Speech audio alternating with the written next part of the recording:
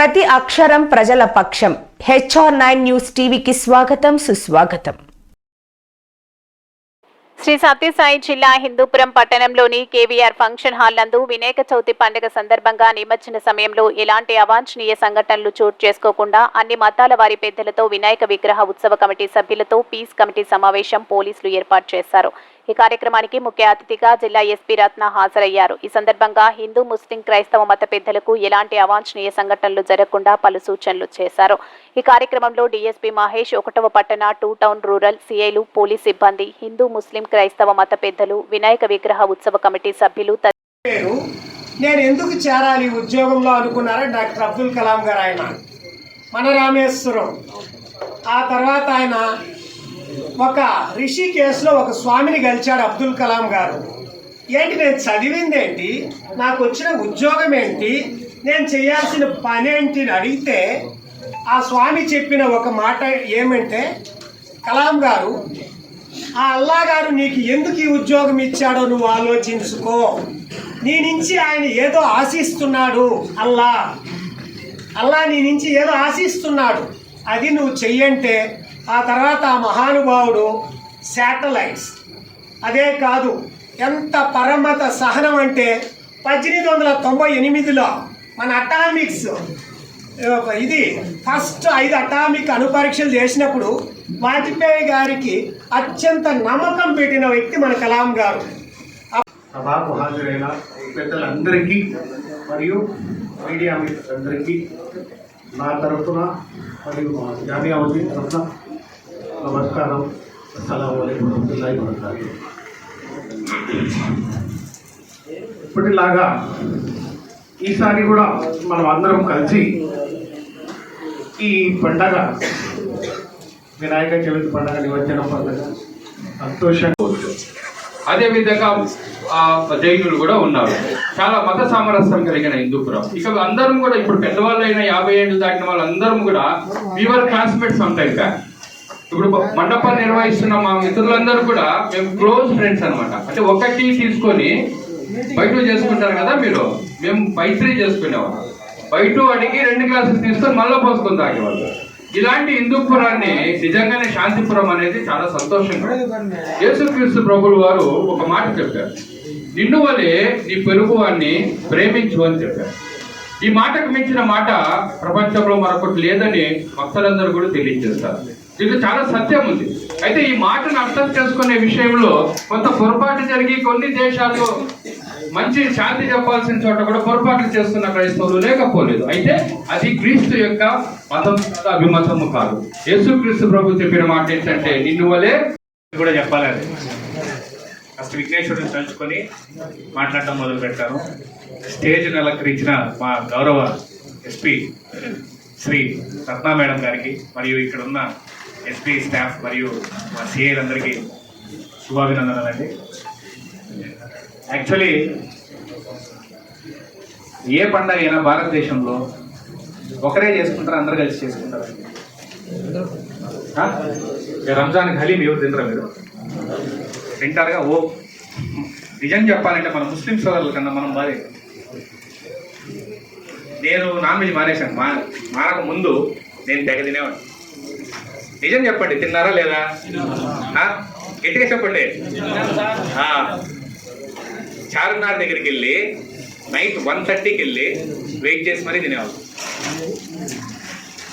ఒక్క భారతదేశంలో మాత్రమే ఇలా ఉంటుంది. మొన్న కూడా మనం ఫోటోస్ చూసాం. శ్రీకృష్ణాష్టమికి,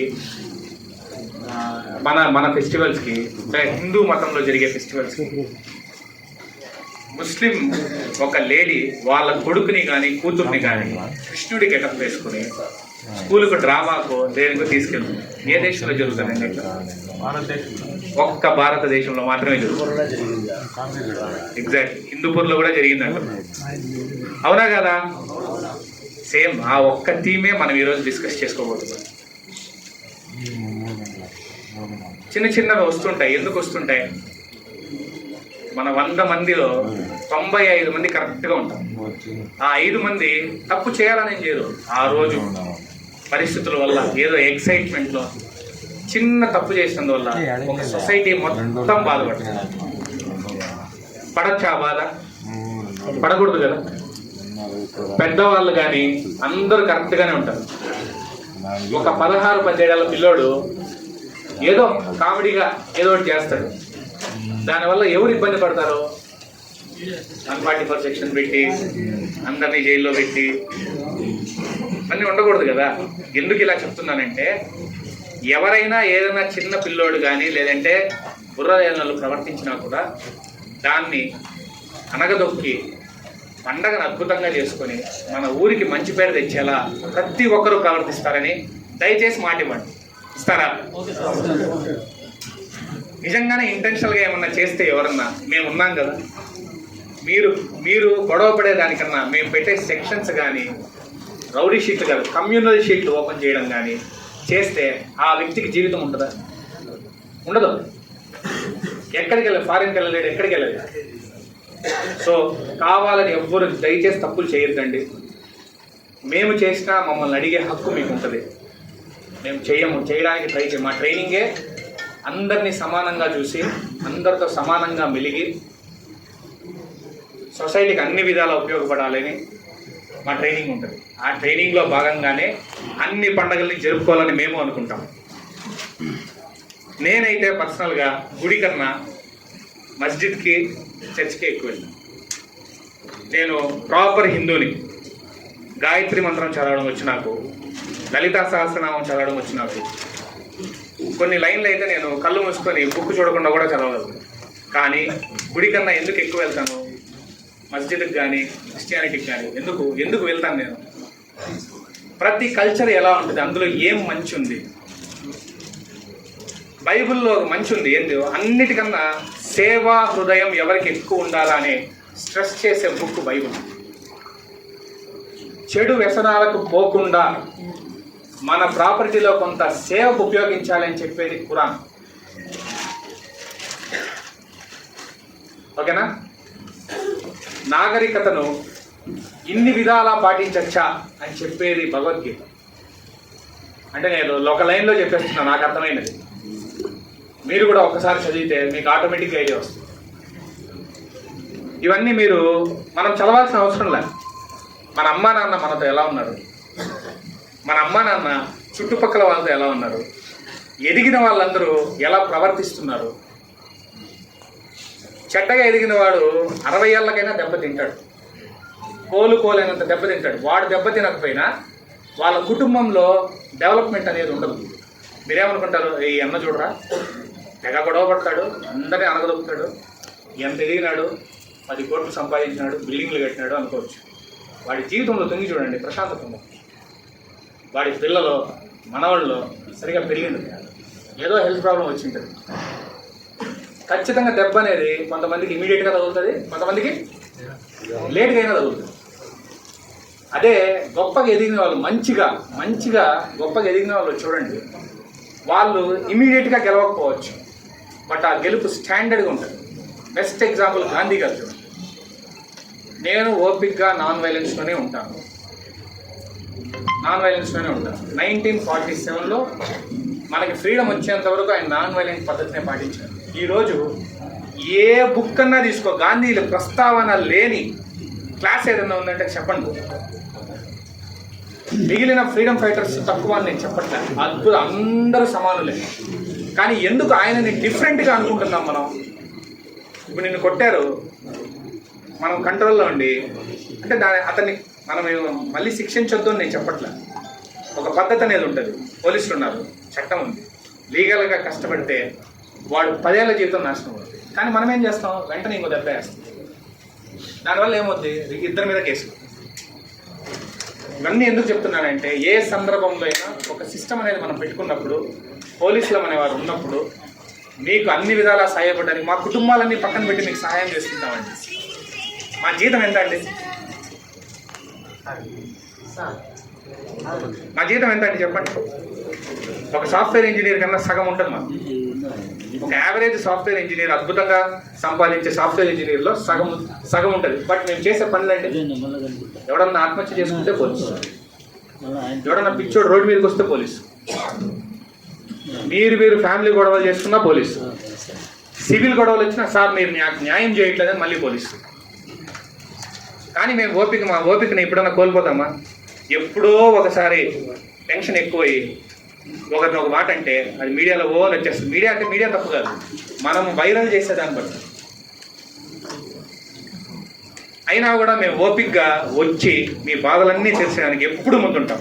దయచేసి నా రిక్వెస్ట్ ఏంటంటే, మా పోలీస్ డిపార్ట్మెంట్ నుంచి రిక్వెస్ట్ ఏంటంటే, ఈ పండగ అయిపోయేంత వరకు ఏ ఇబ్బంది ఉన్నా మా ఫోన్ నెంబర్లు ఇస్తాం, నాకే కాల్ చేయండి. మేము ఖచ్చితంగా విన్ విన్ సిచ్యువేషన్ ఇస్తాం, కానీ ఒకరిని తగ్గించి ఒకరిని ఎక్కించే విధంగా చేయాలి. అర్థమైందా? మాట ఇస్తున్నాం, సరేనా? అండ్ ఇక్కడ ఇంకొక మాటతో చెప్పి నేను కంప్లీట్ చేస్తాను. ఒక టాపిక్ ఇక్కడ ఎందుకో నాకు బాధ వేసింది, ఈ 5 రోజుల్లో కూడా నేను అబ్జర్వ్ చేసింది. పండగ ఇప్పుడు నేను కర్నూలులో పనిచేశానండి, దేవుడి దయ వల్ల 2 నిమజ్జనాలు చేయగలిగాను. 1200 విగ్రహాలు పడతాయన్నారు. అది గొప్ప విషయం కాదు. నా ముందు ఎంతో మంది డిఎస్పీలు చేశారు, నా తర్వాత డిఎస్పీ కూడా చేస్తున్నారు, ఎస్ఐలు సిఐలు అందరూ చేస్తున్నారు. అది గొప్ప విషయం కాదు. అక్కడ నేను అబ్జర్వ్ చేసింది ఏంటంటే, ఎంత పెద్ద అంటే ఫర్ ఎగ్జాంపుల్ బీజేపీ కానీ, విశ్వ హిందూ పరిషత్ కానీ, ఆ ముస్లిమ్స్లో పెద్ద పెద్ద పార్టీలు కానీ ఎంత బాగా డిసిప్లైన్డ్గా వాళ్ళు, సార్ ఒకరు వచ్చి ఇలా మేము వెళ్ళకన్నా తర్వాత వేస్తాం సార్ అని. నిజంగానే జరిగింది. నేను విగ్రహాల పేర్లు చెప్పాను. అక్కడ కర్నూలులో ఒక పెద్ద ఆయన బీజేపీలో పెద్ద ఆయన వచ్చి నేను తర్వాత వేస్తాం లేదు సార్ వాళ్ళు వేసుకుని అంటే మేము ఇప్పుడు వేస్తాం లేదు సార్, మాకు మా పండగ గెలవాలి, మా వెనకున్న విఘ్నేశ్వరుడు గెలవాలి, మేము ఇలానే చేసుకుంటాం, మేము ప్రశాంతంగానే ఉంటాం. అదేముంది సార్, ఆ సెలబ్రేషన్లో ఏముంది తొక్క. అతని మీద ఎంత గౌరవం పెరిగిందంటే నాకే కాదు డిపార్ట్మెంట్ మొత్తానికి. రేపు పొద్దున్నే అతను మా దగ్గరికి వచ్చి ఏదైనా పని కావాలంటే ఫస్ట్ కూర్చొని పెట్టి చేస్తాం. మీరు అట్లా ఆలోచించాలి. డెవలప్మెంట్ అంటే ఏంటంటే, రివెంజ్ అంటే ఏంటంటే, కక్ష సాధింపు అంటే ఏంటంటే, మనం అభివృద్ధి చెంది కక్ష సాధించాలి. మిమ్మల్ని ఎవరిని ఏమైనా తిట్టినా కొట్టినా లేదంటే అవమానించినా ఏం చేస్తారు మీరు? వెంటనే ఒక వాటర్ తాగేసి వాళ్ళ ఇంటి దగ్గరికి వెళ్ళి నానా యాగి చేసి మళ్ళీ నువ్వే చెల్లిపోతావు. నిన్ను ఫస్ట్ కుట్టినాడు వాడు హ్యాపీగానే ఉంటాడు, అవునా? నిన్ను ఫస్ట్ రెచ్చగొట్టినాడు హ్యాపీగానే ఉంటాడు, అవునా? ఎందుకు ఈ తొక్కలో రివెంజ్ చెప్పండి. మా మేడం గారు ఉన్నా కూడా నేను ఎందుకు ఇలా మాట్లాడుతున్నానంటే, సారీ మేడం ఇలా మాట్లాడుతున్నందు వల్ల నేను 5 రోజులకు అబ్జర్వ్ చేసిన దాన్ని బట్టి నాకు మనసులో కొద్దిగా బాధ ఏర్పడి మాట్లాడుతున్నాను. డెవలప్మెంట్ అనేది అది కాదండి, 1,00,000కి 2 లక్షలకి డీజిల్ పెట్టడం కాదండి. ఓ 1000 మందిని వచ్చి డ్యాన్స్ వేయించి నా బలగం ఇంటుందని చూపించుకోవడం కాదండి. పండగ అయిపోయిన తర్వాత నీ బతుకు నీదే, నీ బతుకు నీదే. ఆ 1000 మంది వచ్చి నీకు రోజు 100 రూపాయలు ఇచ్చి అన్నా బతుకన్నా నీ ఇవ్వడు. నీ కాలం దెబ్బతిన్నా, నీకు యాక్సిడెంట్ అయినా నువ్వే డబ్బు పెట్టుకోవాలా. ఆ 1000 మంది రారు. మొదటి రోజు వస్తారు అనా అని, రెండో రోజుకి 500 పెట్టింటారు ఆ ఫిగర్, మళ్ళీ 200, మళ్ళీ 100. ఇల్లు కట్టే టైంలో ఎవ్వరు ఉండరు, నువ్వే. నీకు అప్పిచ్చేవాడు ఉంటాడు 10 రూపాయలు వడ్డీ. ఇది లాజిక్ ఎవరైతే మైండ్లో పెట్టుకుంటారో, నా డెవలప్మెంట్ అంటే ఏంటంటే, నాకు చదువు వచ్చిందా, చదువు పంపిందా, బాగా చదివి ఒక స్థాయికి వెళ్ళాలా, మంచి బెంచ్ కార్లో దిగాల, అదే నా రివెంజ్. ఎదుటోడు చూసి కుళ్ళుకో, ఇది డెవలప్మెంట్. రెండోది, నేను బాగా డబ్బు సంపాదించాలా, వెంచర్లు వేయాలా, 100 కోట్లు సంపాదించాలా, నా బిడ్డని ఫారిన్ పంపించాలా, మా ఇంట్లో వాళ్ళకి 1,00,000 రూపాయల పట్టు చీర కొనిచ్చాలి నేను, వాళ్ళకి చిన్న హెల్త్ ప్రాబ్లం వస్తే పెద్ద పెద్ద హాస్పిటల్లో ఐసీయూలో పెట్టి 2 రోజుల్లో డెలివరీ అయ్యి ఇంటికి తీసుకురావాలి. ఇది డెవలప్మెంట్ అండి. క్వార్టర్ దాగేసి చిందులేయడం కాదండి. అంటే నేను అందరినీ అనట్లేదు. ఇక్కడ మీరేమంటారంటే, ఏం సార్ మా పండుగ నీకు మాట్లాడుతున్నారు అని. తప్పు. నేను ఒకరికో ఇద్దరికో వెళ్తుందని మాట్లాడుతున్నాను. అందరూ అద్భుతంగా చేస్తున్నారు. హిందూపూర్ గురించి చాలా గొప్పగా విన్నాను నేను. పండగ ఇక్కడ చేసినట్టు పండగ హైదరాబాద్ తర్వాత కర్నూలు కూడా కాదు, ఇదే. ముస్లిం సోదరులు కూడా మనకి మా పోలీసులకి చాలా సహాయం చేసి ఫుడ్ కూడా పెట్టిన సందర్భాలు ఉన్నాయండి. ఒక హిందూ పండుగ ఎందుకు చేస్తారండి వాళ్ళు? ఎందుకు చేస్తారండి? అది చూడండి, ఒక పెద్ద ఆయనే చెప్పారు. ఈ బాచిగారే చెప్పారు. ఈ ఆనవాయితీని ఎప్పుడు మేము ఇన్స్పిరేషన్గా తీసుకోవాలండి. నేను చెప్పింది దయచేసి ఆలోచించండి. తగ్గిన వాడు ఫైనల్గా గెలుస్తాడు, ఖచ్చితంగా గెలుస్తాడు. నేను ఎన్నో విషయాల్లో తగ్గాను, దేవుడు నాకు ఈరోజు ఇది ప్రసాదించాడు. నేను తగ్గకుండా ఉండింటే ఈరోజు నా మీద 4-5 కేసులు ఉంటాయి. తగ్గాను కాబట్టి దేవుడు కేసులు కట్టే హోదాలో పెట్టండి. తగ్గండి, ఆలోచించండి, బుర్ర పెట్టి ఎదగండి. కక్ష సాధింపండి ఎట్లుండాలా? నువ్వు ఎదిగి చూపించాలి, అదే కక్ష సాధింపు. పీస్ కమిటీ మీటింగ్లో ఇవన్నీ ఎందుకు మాట్లాడుతున్నాను అనేది అందరికీ తెలుసు, అందరికీ అర్థమైంది. తెల్లమొహాలు పెట్టాల్సిన అవసరం లేదు. సో ఇంత మాట్లాడిన తర్వాత కూడా ఆ రోజు జరిగేవి జరుగుతాయి. Law will take its own course. మేము ఈరోజు ఎంత బాగా మాట్లాడుతున్నామో ఆ రోజు అంతే గట్టిగా ఉంటాం, బాగా చేయాలని చూస్తాం, మంచిగా ఉండే వాళ్ళకి అద్భుతమైన సహకారం ఇస్తాం, చాలా ఫ్రెండ్లీ పోలీసింగ్ ఇస్తాం. నిజంగానే సొసైటీని ఇబ్బంది పెట్టే వాళ్ళని మాత్రం చట్టపరంగానే గట్టిగా చేయడానికే ఉంటాం. థ్యాంక్ యూ సో మచ్ అండి. ఇక్కడ రావటం గతంలో ఒకసారి వచ్చాం, మనం మీటింగ్ పెట్టాం. ఆ రోజు కూడా అదర్ ఆఫీసర్స్ ఉన్నారు, కొత్త టీం వచ్చారు మన హిందూస్కి. సో అప్పుడు కూడా మనం మాట్లాడుకున్నాం.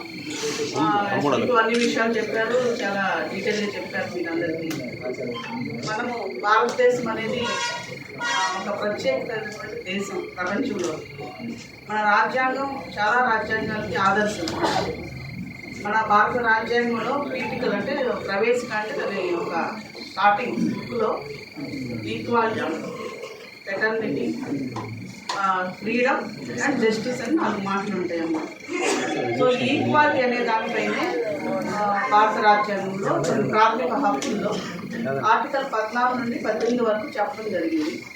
దానిలో ప్రత్యేకంగా ఏంటంటే equality before law and equal opportunity to the people and equal treatment by the law. చట్టం అందరికి సమానంగా వర్తిస్తుంది, చట్టం దృష్టిలో అందరూ సమానులే, తెలుగులో చెప్పాలి. సో ఇది బేస్ చేసుకునే మన యొక్క దేశం యొక్క సంస్కృతి ఉంది. భిన్నత్వంలో ఏకత్వం అనేది మన దేశంలో ఉన్న ఇంకొక ప్రత్యేకత. అట్లాగే సర్వమత సమ్మేళనం, పరమత సహనం, అన్ని మతాలు కలిసి పక్కపక్కనే జీవించడం అనేది మన దేశం యొక్క ప్రత్యేకత. సో దీనికి ఏ ప్రాంతం కూడా వ్యతిరేకంగా ఉండదు. ఏ ప్రాంతానికి వెళ్ళినా దేశం యొక్క ఈ మౌలిక సూత్రం ఏదైతే ఉందో భిన్నత్వంలో ఏకత్వం అనేది కనిపిస్తుంది. అది మనకి ఒకే ఊళ్ళో చర్చ్ ఉంటుంది, మాస్క్ ఉంటుంది, టెంపుల్ ఉంటుంది. సో అన్ని రకాల ప్రజలు మతం ఏ మతమైనప్పటికీ కలిసిమెలిసి జీవించడమే మన భారత సంస్కృతి యొక్క గొప్పతనం. ఇప్పటివరకు మనం మొహరం పీర్ల పండుగ చేస్తాం. సో జిల్లా వ్యాప్తంగా ఒక 4 రోజుల పాటు పీర్ల పండుగ జరిగింది. దానిలో అందరూ కూడా పార్టిసిపేట్ చేశారు. చాలా రకాల జలది ప్రోగ్రామ్స్, ఆ తర్వాత గుండం, ఇవన్నీ కూడా అందరూ పార్టిసిపేట్ చేశారు.